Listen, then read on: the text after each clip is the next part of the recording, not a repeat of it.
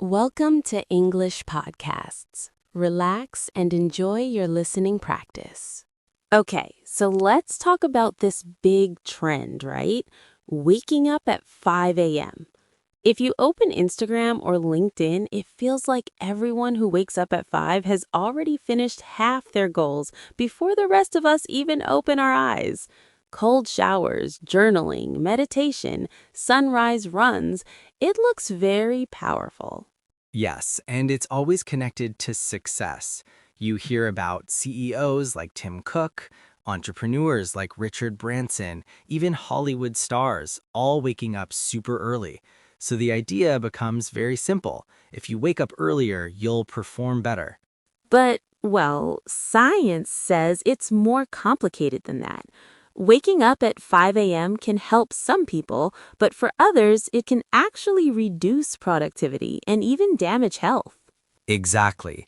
And the key word here is chronotype. This is your natural biological rhythm. It describes when your body prefers to sleep and when it feels most alert. And this is not just about habits. Genetics play a big role. So basically, some people are born as morning types. We call them larks. They wake up early, even on weekends, and feel awake almost immediately, no alarm needed. And others are owls. They feel more energetic in the evening. Their brain works better at night. They might struggle in the morning but feel very productive at 9 or 10 p.m. And to be honest, most of us are somewhere in the middle, not extreme larks, not extreme owls, just trying to manage our schedule. Research shows that morning types often report better academic results. They also tend to exercise more and have lower rates of smoking or alcohol use. On paper, it looks like morning people are more disciplined. But here's the important part. That doesn't mean waking up early creates success. It might just mean that our society is built around early schedules. Schools start early, offices start early. Meetings happen in the morning. Exactly. So if you are a naturally morning person, the system works with your biology. But if you are an evening type, you're constantly fighting against your body clock.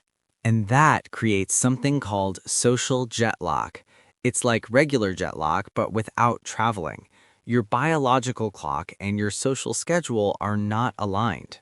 Right. And social jet lag has been connected to lower academic performance, higher stress, and even health problems like high blood pressure, obesity, and diabetes.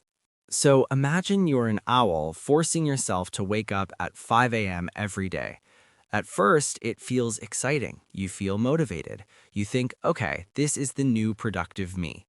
But after a few weeks, sleep debt starts building. You feel more tired, less focused, maybe even more irritable. Your concentration drops, and your productivity can actually go down. So early rising itself does not create success. People perform best when their daily routine matches their natural rhythm. And that's very important. Chronotype is not easy to change. You can't just decide from tomorrow, I'm a morning person. Biology doesn't work like that. So what can you do? First, observe your natural sleep patterns. Keep a sleep log. Write down when you go to bed and when you wake up, especially on weekends or holidays. Yes, free days often show your true rhythm. Also, notice your energy levels during the day. When do you feel most focused? When do you feel sleepy?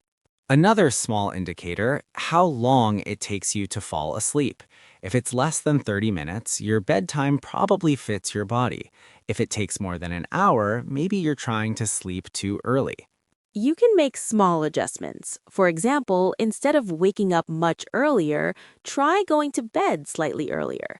Get natural daylight in the morning, limit screens in the evening. But even with these changes, there are limits. Your genes and your circadian biology set a framework. So, maybe the real productivity advantage is not about waking up at 5 a.m., it's about understanding yourself. Yeah, like instead of copying a routine from a CEO on social media, ask when does my brain actually work best? Because in the end, productivity is not about the time on the clock, it's about alignment, when your schedule matches how your brain and body function. So, okay, if you're a natural lark, 5 a.m. might be perfect for you. And if you're an owl, maybe your peak performance happens later, and that's completely fine. So maybe the goal is not to wake up earlier than everyone else. But to wake up in sync with yourself.